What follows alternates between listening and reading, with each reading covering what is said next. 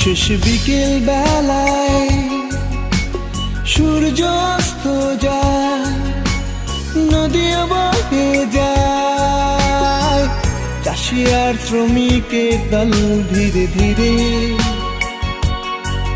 ঘরে ফিরে। শেষ বিকেল বেলায়, শেষ বিকেল বেলায় সূর্য অস্ত যায়, নদী বয়ে যায়, চাষি আর শ্রমিকের দল ধীরে ধীরে ঘরে ফেরে। শেষ বিকেল বেলায়